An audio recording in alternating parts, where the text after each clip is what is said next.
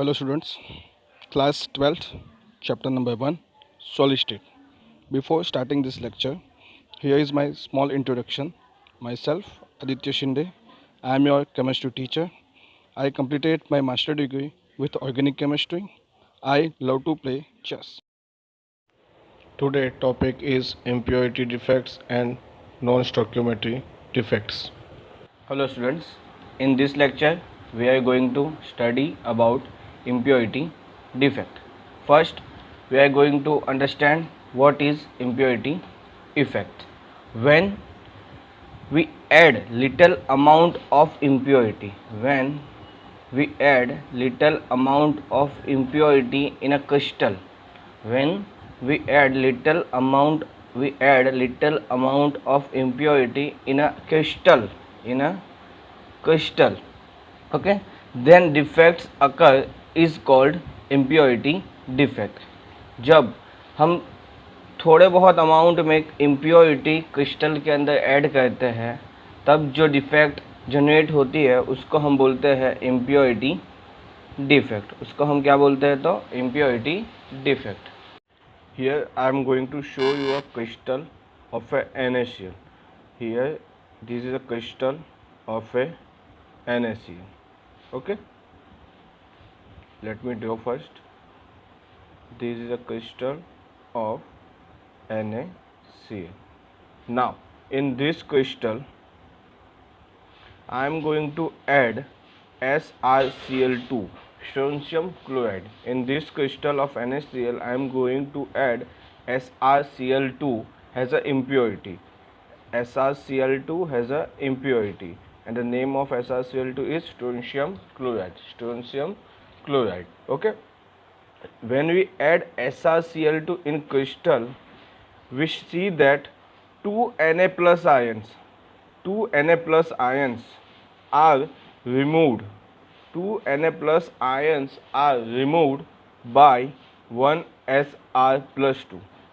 Two Na plus ion removed by one Sr plus 2. Here I show you a structure of this crystal. Na plus Cl minus, Sr plus 2, Cl minus,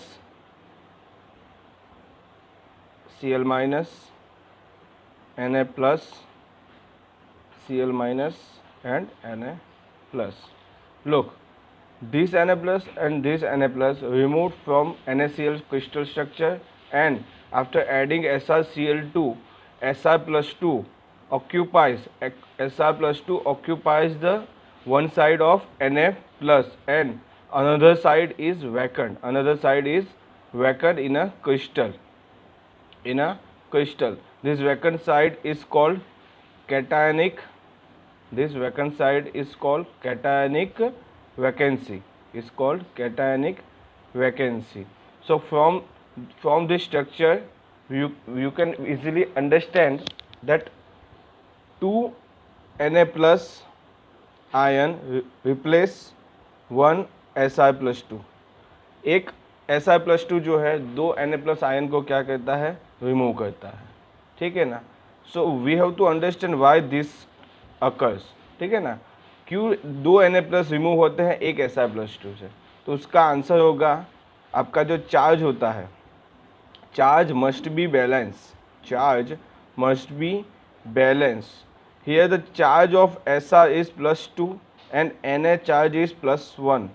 So for maintaining a charge, we have to maintain the charge. Therefore, we remove 2 Na plus from the crystal structure of NaCl. Okay. From this structure, we can easily understand that Sr plus 2 occupies one of the side of Na plus. Sr plus 2 जो होता है Na plus की किसी भी Na plus का जो crystal होता है उसमें जो लेटिस साइड पे जो Na प्लस अपने Na प्लस होते हैं उसमें से किसी भी एक Na प्लस का स्पेस क्या कर देगा? वो ऑक्यूपाई कर देगा. क्या कर देगा? Sr प्लस 2 Na प्लस की वो एक भी किसी भी एक पोजीशन को क्या कर देगा? ऑक्यूपाई कर देगा. और जो दूसरी पोजीशन होती है जो मैंने यहाँ पे जे Na प्लस रिमूव किया था उसके बाद ये पोजीशन क्या हो जाती है? वैकेंट हो जाती है. यहाँ से कैटायन रिमूव होता है, इसीलिए इसको क्या बोला गया, कैटायनिक वैकेंसी बोला गया, ठीक है ना। इसको क्या बोला गया, तो कैटायनिक वैकेंसी, ठीक है। तो आप number of cationic vacancy, number of cationic vacancy is equal to number of Sr+2 ions in crystal, ठीक है ना।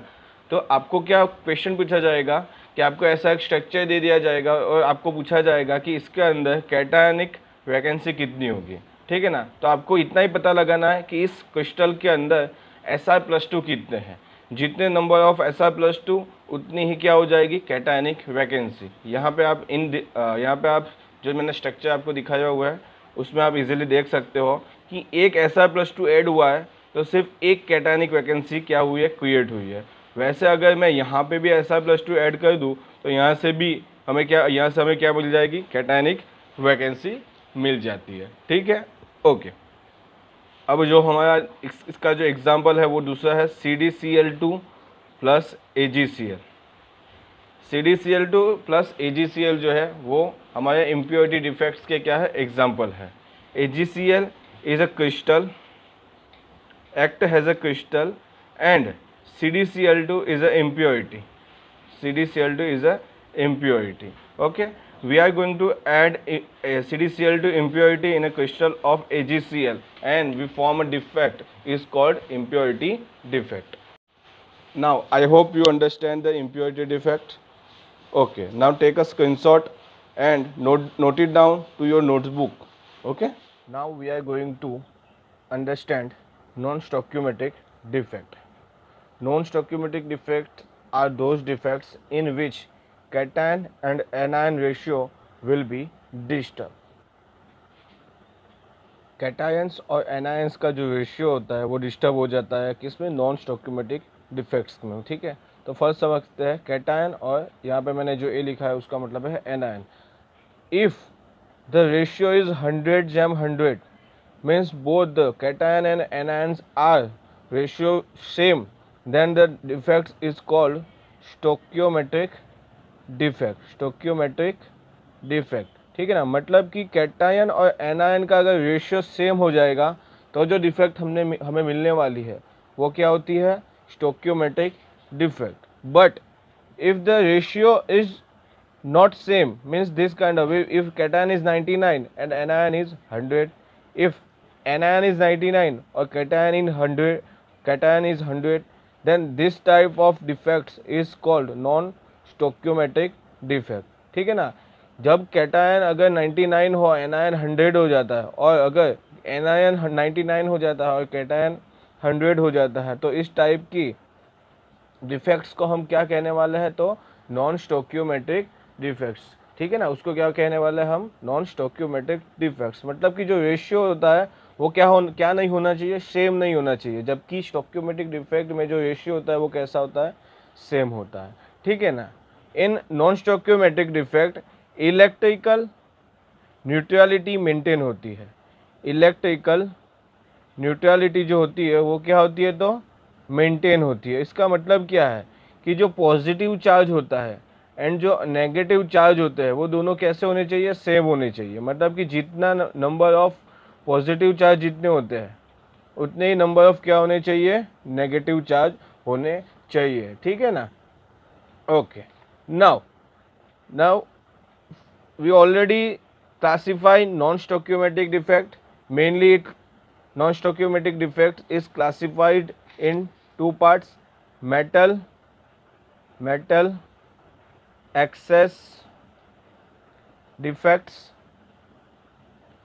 second is metal deficient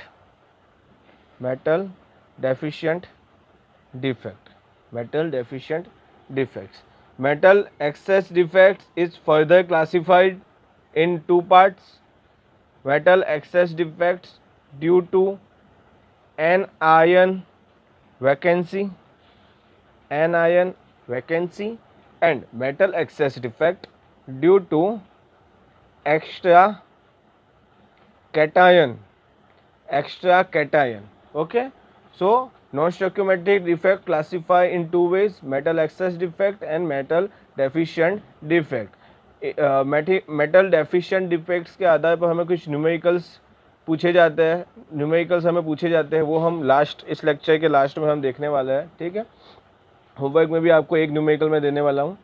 metal excess defects are classified in two ways: metal excess defects due to anion vacancy and metal excess defects due to extra cations. Okay, take a screenshot and note it down to your notebook. Okay, next we are going to study about metal excess defect.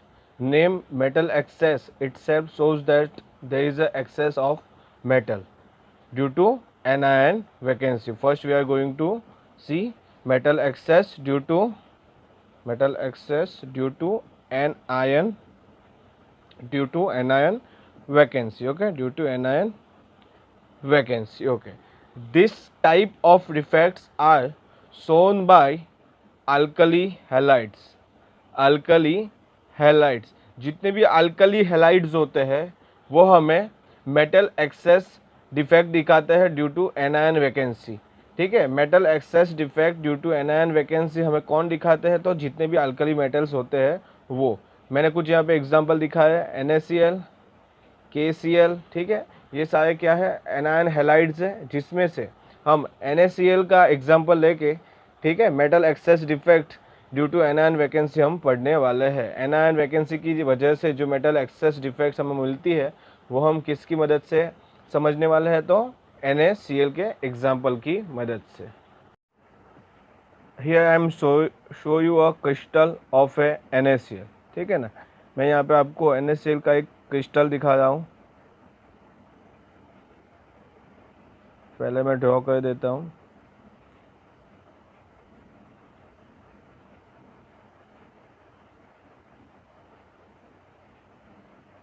Okay, so this is a crystal of a NaCl, ठीक है। in this crystal ratio of Na cation and Cl anion is 6 1 2 3 4 5 6 6 and Cl anion is chlorine anion is 1 2 3 4 5 6 6 का हमें यहाँ पे ratio मिलता है। if I am going to hit this crystal in the presence of ठीक है ना, in the presence of Na vapor, अगर इस क्रिस्टल को मैं सोडियम वेपर के प्रेजेंस में हीट करता हूँ, ठीक है ना, सोडियम वेपर के प्रेजेंस में अगर मैं हीट करता हूँ, then what happen, this Na of a vapor, Na from the vapor first gives Na plus ion and release one electron. This Na plus ion attract this chlorine ion from the crystal towards itself and make a NaCl. क्या करता है? सबसे पहले vapour में जो sodium होता है वो एक इलेक्ट्रॉन रिमूव अपने एक इलेक्ट्रॉन क्या करता है? रिमूव करता है, और सोडियम क्या करता है? कैटायन बनाता है, और ये जो कैटायन होता है वो क्या करता है? Cl माइनस को अपनी ओर क्या करता है? खींचता है, और उसके साथ उस बाद में क्या बनाएगा? NaCl फॉर्म कर देता है, ठीक है ना। उसके बाद क्या होता है कि ये जो फ्री इलेक्ट्रॉन होता है इसको हम क्या बोलते हैं? This is a free electron. If this free electron occupies the space of anion vacancy, तो यहाँ से Cl माइनस निकल जाता है, वहाँ एम्प्टी स्पेस क्रिएट होती है, और उसी एम्प्टी स्पेस को ये जो एक फ्री इलेक्ट्रॉन होता है वो क्या कर लेता है? ऑक्यूपाई कर लेता है।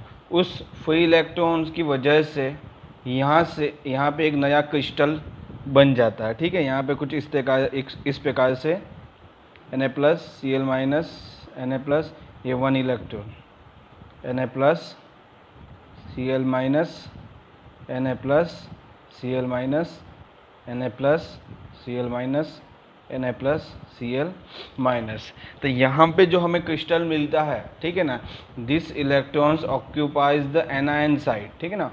एनायन की जो एनायन निकलने से जो पोजीशन एम्प्टी होती है, उस एम्प्टी पोजीशन को कौन ऑक्यूपाई कर लेता है? तो ये जो फ्री इलेक्ट्रॉन होता है वो क्या कर लेता है? इस पोजीशन को ऑक्यूपाई कर लेता है, जिसे मैंने यहाँ पे आपको दिखाया है। उस वजह से जो क्रिस्टल मिलता है वो मैंने यहाँ पे दिखाया हुआ है।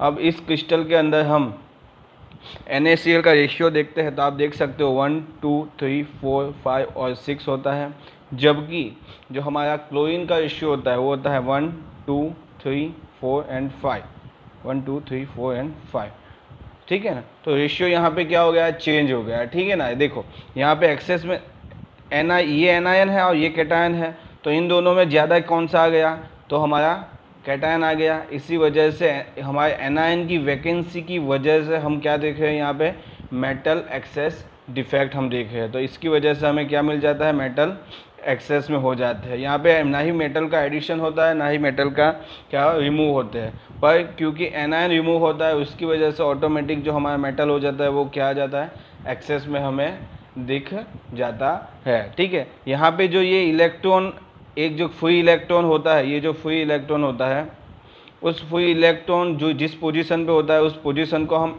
एफ सेंटर कहते हैं। उसको हम क्या कहते हैं, एफ सेंटर। ये फ्री इलेक्ट्रॉन कौन किसकी पोजीशन ऑक्यूपाई कर लेता है, तो जो हमारा एनायन होता है वो एनायन इस क्रिस्टल में से रिमूव होता है, उसके बाद जो एम्प्टी पोजीशन मिलती है वहाँ पे ये इलेक्ट्रॉन क्या कर लेता है, अपनी उसकी पोजीशन को ऑक्यूपाई कर लेता है। उसकी वजह से इस पोजीशन पे हमें एफ सेंटर मिलता है, ठीक है ना, एफ सेंटर मिलता है। Due to this free electron there is a two factors we have to understand. One is the ratio will be changed 6m5, okay na, stoichiometry will be changed due to this free electron, and the electrical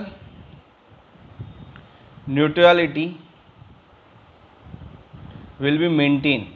वो क्या हो जाती है, तो maintain हो जाती है। देख सकते हो आप लोग कि यहाँ पे जब क्लोरीन जाता है तो उसके साथ एक नेगेटिव चार्ज भी चला जाता है, पर वापस जब उसी पोजीशन पे एक इलेक्ट्रॉन आता है तो वही इलेक्ट्रॉन क्या कर लेता है, एक इलेक्ट्रॉन लेके एक नेगेटिव चार्ज लेके आ जाता है, ठीक है ना। तो इस फ्री इलेक्ट्रॉन की वजह से एक तो स्टोक्योमेट्रिक कोएफिशिएंट जो होता है, जो स्टोक्योमेट्री होती है वो चेंज हो जाती है, क्या हो जाती है, तो मेटल एक्सेस में आ जाता है। इसी वजह से जो डिफेक्ट क्रिएट होती है उसको हमने मेटल एक्सेस डिफेक्ट बोला था।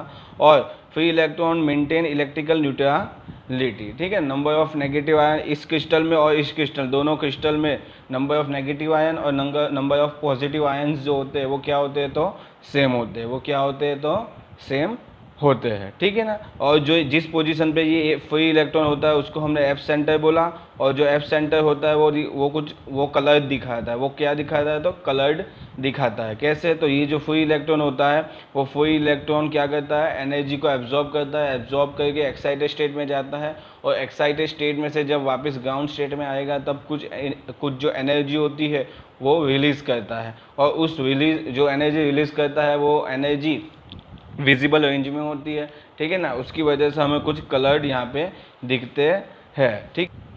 Due to this free electron this crystal shows electrical conductivity, ठीक है ना।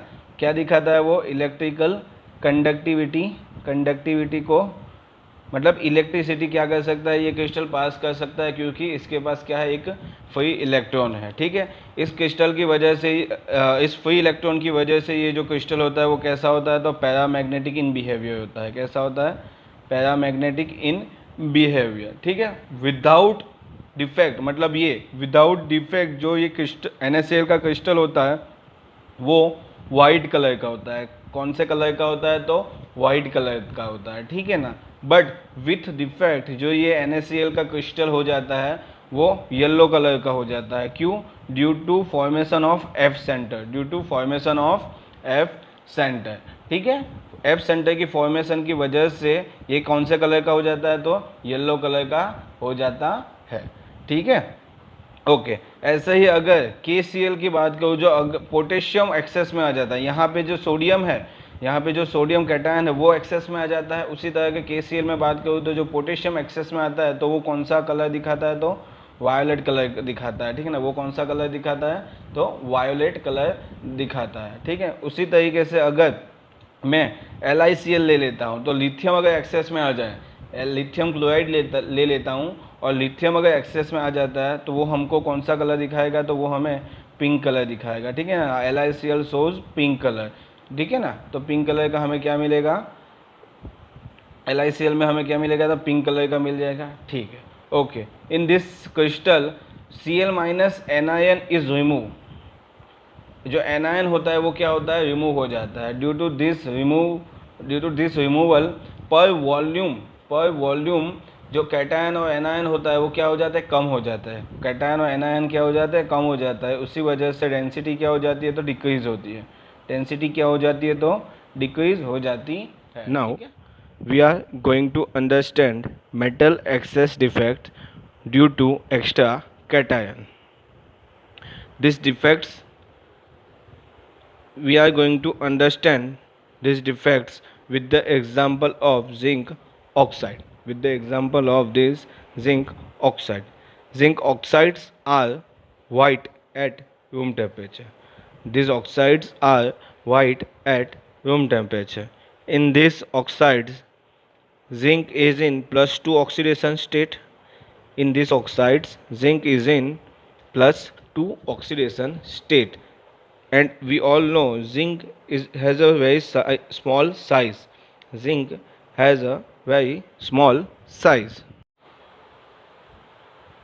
I am going to draw a crystal of a zinc oxide. Zn plus 2, oxygen minus 2, Zn plus 2, oxygen minus 2, Zn plus 2, oxygen minus 2, Zn plus 2, oxygen minus 2, Zn plus 2, oxygen minus 2, Zn plus 2 and oxygen minus 2. In this crystal, the ratio of a zinc and oxygen is 6m6. इस crystal के अंदर zinc और oxygen का जो ratio है वो क्या है, 6m6 का है।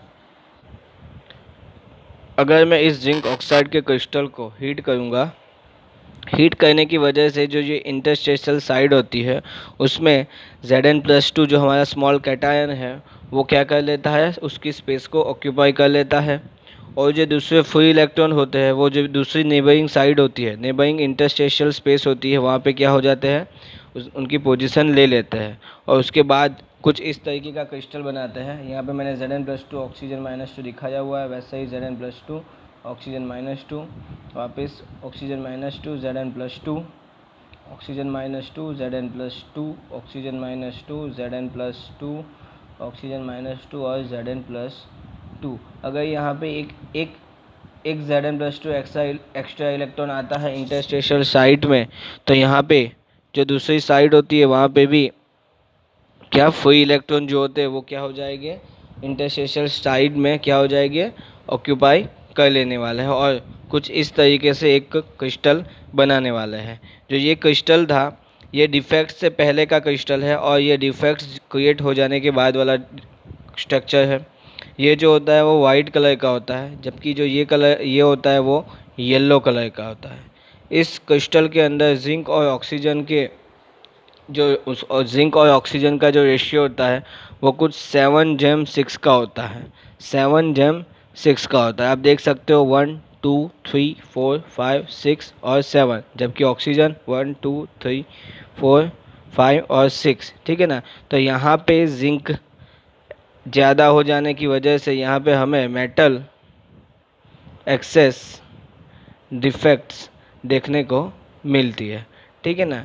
यहाँ पे Zn+2 दो पॉजिटिव चार्ज बढ़ गए हैं, ठीक है। इस क्रिस्टल से यहाँ पे दो पॉजिटिव चार्ज बढ़ गए हैं, इसीलिए हमने यहाँ पे जो इंटरस्टेशियल साइड में दो इलेक्ट्रॉन को भी बताया है, मतलब कि इसी क्रिस्टल के अंदर दो नेगेटिव चार्ज भी बढ़ गए हैं, बढ़ जाते हैं, ठीक है ना। तो इसी वजह से जो इलेक्ट्रिकल न्यूट्रलिटी जो होती है, इलेक्ट्रिकल न्यूट्रलिटी जो होती है वो क्या हो जाती है, तो मेंटेन हो जाती है, ठीक है ना। वो मैंने अब सबसे पहले ही आपको बताया हुआ है कि जो इतने भी हमारे नॉन स्टोक्योमेट्रिक डिफेक्ट्स है उसमें इलेक्ट्रिकल न्यूट्रलिटी क्या होती है, तो मेंटेन होती है। यहाँ पे इलेक्ट्रिकल न्यूट्रलिटी कैसे मेंटेन हुई वो मैंने आपको बता दिया कि +2 चार्ज पहले से बढ़ गया, पर दो इलेक्ट्रॉन भी इंटरस्टेशियल साइड में क्या हो जाते हैं, उनकी स्पेस को इंटरस्टेशियल साइड को क्या करते हैं, ऑक्यूपाई करते हैं। उसकी वजह से दो नेगेटिव चार्ज भी क्या हो जाते हैं, बढ़ जाते हैं। ये जो यहाँ पे फ्री इलेक्ट्रॉन में दिखा रहा हूँ, due to this free electrons this kind of crystals are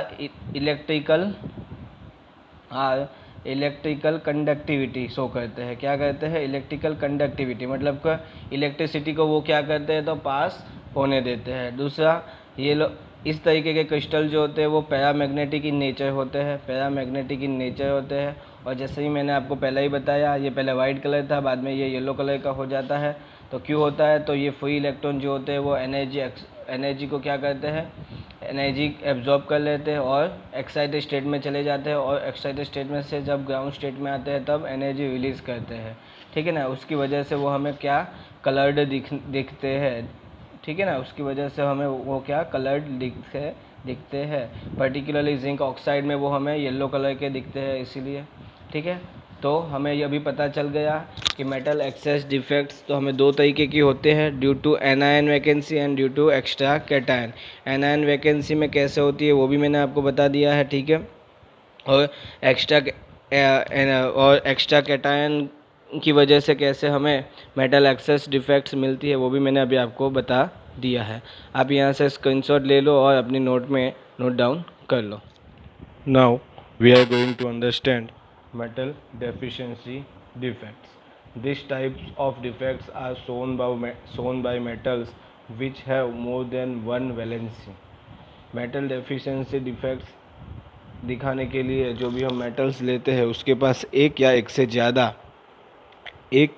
ज़्यादा क्या होनी चाहिए, वैलेंसी होनी चाहिए। यहाँ पे हमने Fe लिया हुआ है। Fe के +2 और +3 दोनों वैलेंसी होती है। ठीक है, metal deficiency defects we are going to understand with the help of ferric oxide example. Ferric oxide की इस ऑक्साइड के क्रिस्टल के हेल्प से हम लोग मेटल डेफिशिएंसी डिफेक्ट्स समझने वाले हैं। Here I am going to show you a crystal of a ferric oxide, Fe+2, oxygen -2, Fe+2, oxygen -2, Fe+2, oxygen -2, Fe+2, oxygen -2, Fe+2, oxygen -2, and Fe+2 and oxygen -2. In this crystal, ratio of Fe and oxygen is 6m6. यहाँ पे इस crystal के अंदर जो Fe और oxygen है उनका ratio क्या है तो 6m6 का है। अभी मैं किसी तरह से अगर इन 3 Fe+2 को इस क्रिस्टल में से निकाल देता हूँ तो मुझे कुछ इस तरीके का एक नया क्रिस्टल देखने को मिलने वाला है। ठीक है, इस तरीके से मुझे एक नया क्रिस्टल देखने को मिल जाएगा।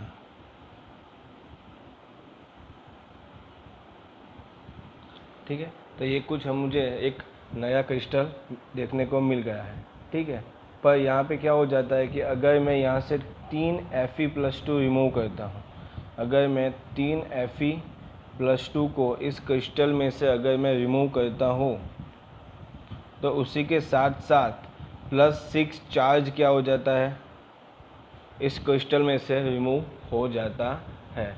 इसी वजह से जो नया क्रिस्टल मिला है उसमें +6 चार्ज क्या है, कम है इस क्रिस्टल से। और मैंने पहले ही बताया है जितने भी नॉन स्टोक्योमेट्रिक डिफेक्ट्स हैं उन सभी के अंदर जो इलेक्ट्रिकल न्यूट्रलिटी जो होती है वो क्या होती है, मेंटेन होती है। Number of positive and number of negative charge जो होते हैं वो कैसे होते हैं, इक्वल होते हैं। तो उसी को इक्वल करने के लिए मैं यहाँ पे क्या करूँगा, +6 चार्ज को क्या करूँगा, ऐड करूँगा इस क्रिस्टल के अंदर। किसकी हेल्प से, तो Fe+3 की हेल्प से। Fe+3 की हेल्प से मैं क्या करूँगा तो +6 चार्ज को क्या करूँगा, ऐड करूँगा।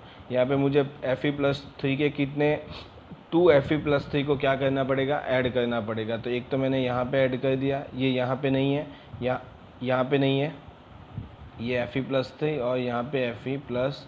यहाँ पे जो मैंने Fe+2 दिखाया था वो नहीं है, यहाँ पे वैकेंट स्पेस होगी। ठीक है, तो अभी हमारे पास जो ये नया क्रिस्टल आ जाता है उसका Fe और ऑक्सीजन का रेशियो जो होता है वो कितना हो जाता है, तो यहाँ पे 5 Fe हो जाते हैं और ऑक्सीजन जो होता है वो 6 के 6 रहते हैं। ठीक है, यहाँ पे दोनों स्ट्रक्चर के अंदर आप देख सकते हो पॉजिटिव चार्ज और नेगेटिव चार्ज जो है वो दोनों स्ट्रक्चर में सेम है। यहाँ पे 2 + 2 4 + 6 + 8 + 10 + 12 पॉजिटिव चार्ज है, जबकि ऑक्सीजन 2 to 4 to 6 to 8 10 और 12 है। उसी तरीके से यहाँ से 2 3 5 5 3 8 8 to 10 10 to 12 है। उसी तरीके से -2 4 6 8 10 12, ठीक है ना। तो यहाँ पे आप देख सकते हो नंबर ऑफ़ पॉजिटिव चार्ज और नंबर ऑफ़ नेगेटिव चार्ज दोनों के अंदर क्या है, सेम है। और यहाँ पे आप देख सकते हो कि Fe क्या हो गया, यहाँ पे कम हो गया। तो मेटल की हमें यहाँ पे क्या मिलती है, डेफिशिएंसी मिलती है। मेटल की यहाँ पे हमें क्या मिल गई, डेफिशिएंसी मिलती है। इस तरीके से जो हमें डिफेक्ट्स मिलती है उसको हम क्या बोलते हैं, मेटल डेफिशिएंसी डिफेक्ट्स, ठीक है ना। यहाँ पे हमें मेटल की डेफिशिएंसी मिलती है, उसकी वजह से जो हमें डिफेक्ट्स यहाँ पे मिलते हैं उसको हमने क्या बोला, मेटल डेफिशिएंसी डिफेक्ट्स। यहाँ पे जो ये क्रिस्टल है उनमें 3 प्रकार के आयन होते हैं, Fe+2, Fe+3 और जो दूसरा होता है वो ऑक्सीजन होता है। यहाँ पे 3 Fe+2 है, 2 Fe+3 है और यहाँ पे 6 क्या होते हैं, तो ऑक्सीजन -2 होते हैं, ठीक है।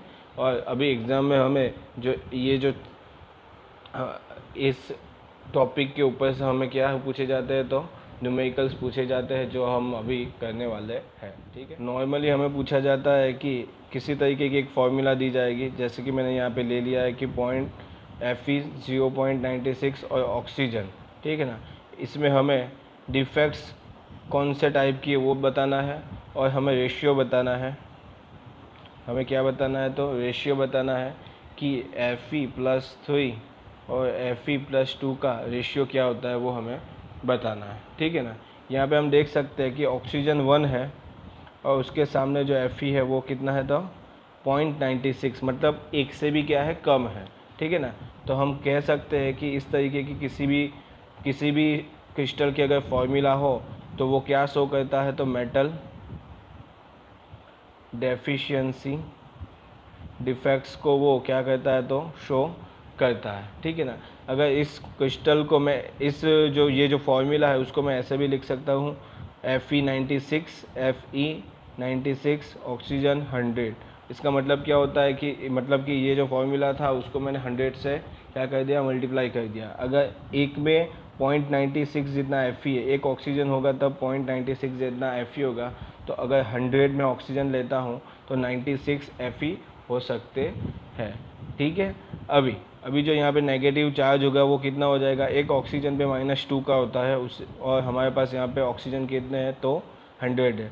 तो यहाँ पे हमें नेगेटिव चार्ज कितना मिलने वाला है, तो 200 मिलने वाला है। तो अगर हमें इलेक्ट्रिकल न्यूट्रलिटी इसमें मेंटेन करनी है तो हमारे पास पॉजिटिव चार्ज जो होता है वो भी कितना होना चाहिए, +200 होना चाहिए, ठीक है ना।